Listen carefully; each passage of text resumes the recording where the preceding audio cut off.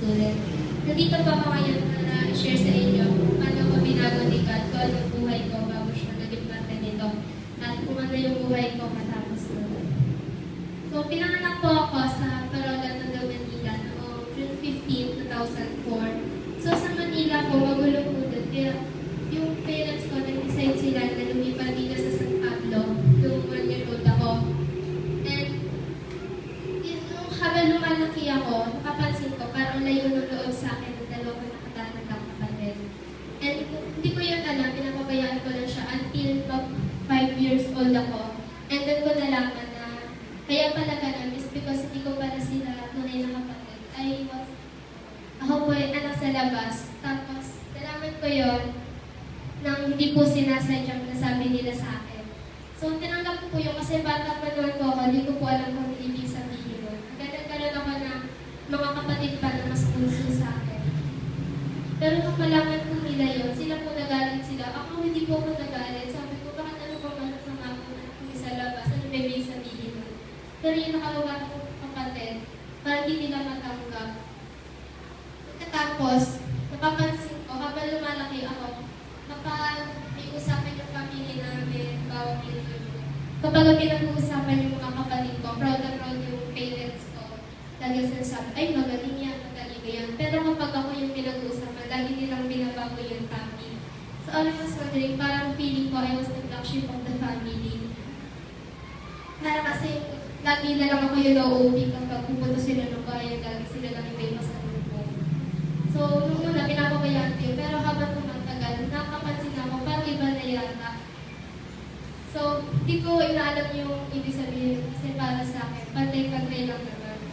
That was before ko siya makilala. And sa school naman, nung elementary ako, since grade 1, talagang tahimik ako, wala akong kaibigan, tahimik sa akin. May lumalapit sa akin, hindi ko lang pinapansin. Kasi sabi ko, ay, hindi ko ba yun? Sabi nila, mag-isa na yan.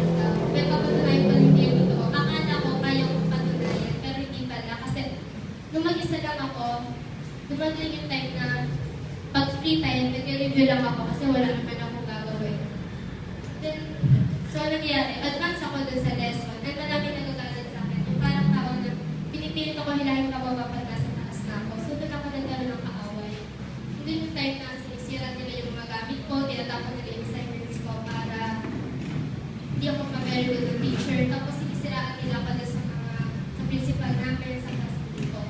Noong time na yun, kung feeling ko, down na down ako na mag-isa ko. Hindi ko yung sinasabi sa magulang ko kasi wala silang alam. Lumalapit ako sa kuya ko. Kuya, inaaway ako ng classmate ko. Sabihin niyo ko, hindi nangyari sila mo. Tinatalo lang niya ako para sa kanya, joke lang yung lahat. So, sinarili ko lahat, tinago ko lahat, hanggang sabi ko sa sarili ko, may kasama pa talaga ako. And then, simula, sabi ko yung sa manlaloob ko sa tinatawag nilang Diyos. Then, nagtari ako talaga sa puso ko lang kapag may na-achieve ako, hanggang mag-graduate ako, natapos ko i-deliver yung valedictorian speech ko, proud na proud ako sa sarili ko. Hindi ko man lang isipang i-praise si God, sinabi ko sa sarili ko, nagtagumpay ako sa kabila ng pagsubok na binigay niya sa akin. So, parang minagaling ko si God noong time na yun, na parang sinasabi ko na, I succeed. Proud ako sa sarili ko, hindi dahil sa kanya. Na sinasabi ko na hindi niya ako tinulungan ko sa yung pinararawagan ko. Dala-dala ko yung feeling na yun hanggang pag-school ako. Masama yung loob ko sa kanya. Tapos, kasi siya yung sinisisi ko sa lahat ng pabiguan ko. Kung bakit malas-malas ko sa family, sa health, lagi ako may sakit, tapos sa pag-aaral, malas din ako. Siya lahat ang sinisi ko doon. Tapos kapag siniswerte ako, sarili ko lang ang pinupuri ko. So, until mag-high school ako, napilitan ako na pumunta sa bahay ng lola ko kasi malayo yung Tison sa school, sa bahay namin sa Bautista. Kaya doon ako sa bahay ng lola ko tumira. And doon, may simbahan. At ang pastor pa ay tito ko. So, obligado talaga ako magsimba. Ayaw ko sa hindi. Pero sa linggo-linggo kong pagsisimba doon, parang wala akong napapala kasi nakikinig ako. Kumakanta ako. Kinakanta ko lang. Ito naman na lang yung meaning. Tapos, kumukuha ako doon kapag meron silang word summer. Kumukuha ako, dito naman na lang ang meaning. Nakain ako, iinom ako, basta alam ko ayun yun. Basta alam ko, masarap yung soft drinks na pinapainom nila. Pagkatapos, kapag nagme-message, nakatamangan ako. iilag ako, syempre. Kung nga sabihin ko, kapag may pinapatabawa yung message yung pare medyo kumapatid sa akin, iniiba ko yung attention ko para hindi ako magbago. Kasi masaya na ako sa buhay ko na may sarili ako na wala akong kaibigan. Masaya ako na malayo ko kay Lord. Yun yung feeling ko doon. Hanggang sa'yo nga, lumapit sa akin sa Ate Ruthie, sabi niya sa akin, gusto mo sumama sa akin sa the market? Sabi ko, ano gagawin ko doon? Sabi, masaya doon. Sige, magbabago ka ng promise. Sabi ko, sige, sasama ako para makaiwas ako sa gawain bahay. Sumama ako. Kasi, talagang, ayaw pa natin yung lagi ng utusan. Magsain ka na, maglaba ka na, tapos doon ay hiwasin pa. Tapos paglabas ko ng bahay, di pa kain natin lahat. Uy, meron pa itong gagawin ko pa muna sa loob. Kaya nung sabi natin doon, isama ka sa akin sa the market. Tuwa ako. Hindi ko alam kung ano susuotin ko, kung ano na lang yung mahila ko yung nasinuot ko para lang makatakas ako. Tapos pagpasok namin dito, naliit kami, Saturday din nag-worship. May nagme-message sa unahan. Hindi ako nagkakamali si Kuya Gaze. Doon kami din ako nung sa pinakalikod para na hindi pa pansin ko sa akin makatulog ako. Doon ako sa likod, tahimik lang ako doon. At nung nagme-message siya, meron siya bilang lines na sinabi na tumama sa akin. Yung pang sabi, yung sinadya ko talaga yung para matamaan ako. Kasi sabi niya, doon, kung mataas ka, kung mababa ka, huwag mo sisihin si God. At kung mataas ka, huwag mo kalimutan si God. Kaya parang tumama sa akin yung line na yun. And then sabi ko, parang hindi ko maiwasan, iba yung impact sa akin. Kapag sa simbahan lang kasi, wala, tutulog lang ako, hindi naman ako kita kung matulog ako doon kasi malaki naman yung nasa unahan ko. Taklog ako. Pero dito kasi, kasi nasa taas siya. Hindi kinakita ko kahit anong matulog pumunta. Kahit anong liit ko kita. And dito, wala akong takas na parang sabi ko sa sarili ko. Kahit na sa sarili ko, hindi ko matakas. Parang nakapag-search ako sa ginawa ko. For the first time, na-guilty ako sa sarili ko. Tama ba talaga yung feeling na yun na parang doon ko lang na-realize yung mga nagawa ko. And then, pagkatapos ng worship, lumapit sa akin sila Ate Lori. Sabi nila, regular ka na pumunta dito, punta ka dito pag-awas mo. Tapos orient ka namin. Sabi ko, sige, para regular na rin ako dito, hindi magtatrabaho sa bahay. Regular na rin ako ligtas. Hindi, regular ako napunta dito. Tapos minsan nag-invite ako ng classmate ko para may points. Kasi nalaman ko yun. Tapos ano ako pagsisi? Yung in-invite ko, nagbago.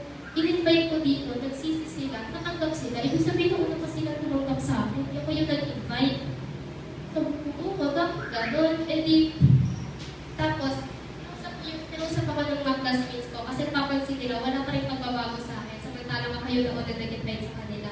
Sabi nila, punta ka ulit doon, alamay ko baka naman pinagagagawa nyo doon, baka nandun ka lang para tumakas sa gawa. Sabi ko, hindi ba yun? Kahit totoo gano'n naman talaga. So, pumunta ako, simula doon, kapag napunta ko dito, nakikinig ako mabuti kapag may campus dyan. Tapos kapag may worship, pinakinggan ko mabuti yung message. Hanggang sa unti-unti na parang nag-open na yung puso ko doon kay Christ, parang doon ko na siya pinapapasok. Until dumating yung araw, January 16, 2017. Birthday ni Ate Ruth, kaya di ko makakalimutan. Doon nila ako sinimulang i-lesson, tapos doon na na-open up yung mind ko sa kayong heart ko, na talaga pala nandiyan lang si Christ sa kabila ng kasalanan ko, sa kabila ng mga problema ko, nandiyan lang siya. So, doon siya simulang tinanggap, doon ako inamin sa sarili ko na nagkamali ako, doon ako humingi ng tawad sa kanya. At nung araw din na yun, pinapasok ko siya sa puso ko. Alam ko lang kayo nakadaan na doon, medyo na-delay lang ako. Kahit natagal ko na dito, doon ko lang siya natanggap ng gano'n. And then, nagdagan na talaga ako napunta dito, hindi lang para makatakas sa gawain bahay. Although nandun pa rin yung part na yun, pero pagkagaling ko dito, pagkagaling ko sa bahay, nagawa na ako. Kaya, para sa akin, may sense na at least yung pagpunta ko dito.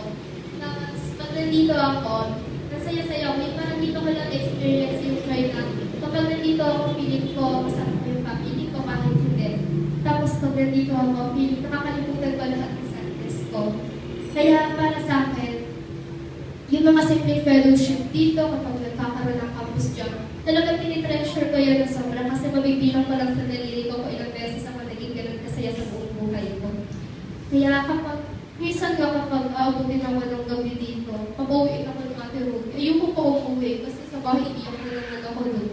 Away naman ng mga pinsan ko, utusan ako ng utusan. Kapagalitan pa ako ni Lolo.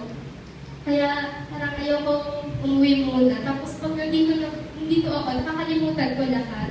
Until isang linggo, nag-lie low talaga ako. Hindi ako nakapunta dito kasi nagkasakit ako. And then, bumalik na naman doon yung sinisi ko na naman si God. Kasi sabi ko, ayaw nyo ba talaga na lumapit ako sa inyo? Kung gusto nyo, ba't di nyo pumunta dito? Kasi nagkasakit ako na. Talaga sabi ko, parang si God yung sinisi ko kung ba't ako nagkasakit, kung ba't di ako naka-attend. And then, ang nangyari, kinabukasan, bumalik ako. Bumalik ulit ako dito. Pagkatapos, yung sunod na araw, yung nilagal na naglalatuan ba ako? Bakit ganun? And then, na-open sa akin yung message na parang sinabi sa akin, hindi naman ibig sabihin pumupunta ka dito, ibig sabihin na hindi yun ang magsasabi sa ng pagmamahal sa'yo ng Diyos. So, kahit nasa bahay ako, doon pa nararamdaman na safe ako kahit saan ako pumunta. Hindi yung masaya lang ako pag nandito ako, kasi yun talaga yung feeling ko nun. Kaya halos guguling ko na talaga buong buhay ko dito sa market, kasi dito lang ako naging ganun kasaya. Tapos, pag lalabas kasi ako, puro problema na naman. And yun, simula nang tanggapin kasi Christ yung puso ko, meron na mga unti-unti pagbabago nangyari sa akin. Not physically, kasi tanggap ko naman yun na talaga ako physically. So, madaming nangyayari pagbabago sa akin. Kagaya nung sa family ko, nung isang araw, uwi ako sa amin Saturday, pagkatapos ng worship. Medyo gabi na rin nun. 8 o'clock na ako nakarating sa amin. Akala ko, sabi ko, pagod ako, ayaw ko munang sermonan. Kasi alam kayo na naman sigurado ko ang tatagnan ko eh. Pero nagulat ako kasi pagdating ko doon, di ako pagadila ako, sabi nila, hey Dela, miss na miss ka na namin. Nagulat ako talaga, first time in my life nangyari yun. Na nagaling pa mismo sa family ko. So sabi ko, doon, first ko nila sabi kay God, thank you. And dahil yung dito. At tapos naman nun, sa school ko, dati wala akong kaibigan. Pero nung araw na rin yung kinabukas, nung Lunes, lunch, wala akong ginagawa, nagre-reveal lang ako. Lumapit sa akin yung classmates ko.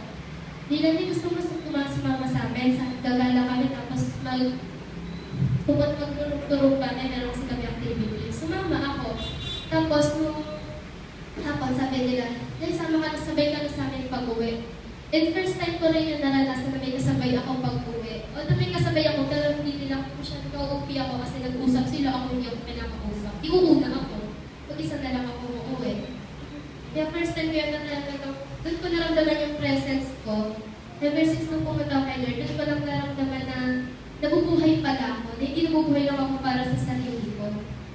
So, sabi ko, na kay God pala talaga yung happiness na hinahanap ko. Kasi dati talaga, I'm very seeking for my happiness sa akin. Pag-aaral ko, talaga tinutup yung buhay ng pag-aaral ko. Umaga, kapali, gabi, nag-aaral ako na nag-aaral. And then, nung nag-submit ako, pinalimutan ko naman siya. Nawala lahat yun. So, parang nawala ng sense. Then, nung makilala ko si God, nung gabi ko siya, doon ko nahanap yung happiness na talaga ang tagal kong ever since. Tapos sa health ko naman, thanks God kasi hanggang ngayon ako na lang yung walang bulutong sa aking namin. Ito yung pinsan ko, puro may bulutong. Tapos yung kapatid ko, katabi ko kapagtulog. So yung lakit talaga na hanggang ngayon hindi pa ko nagkakaroon kahit yung katabi ko pagtulog meron. Tapos naglalabas ako ng bahay, yayakapin pa ako yung pinsan ko na maliit. Pero hindi ako nahahawa. So sabi ko talaga, secure talaga ako legal. Alam ko, hindi ako mababayakan. Kasi hindi ko, sana bumalik na rin sila. Tapos nabas ko parang ayos na yung pakiramdam nila. Pag hindi pa naman ganun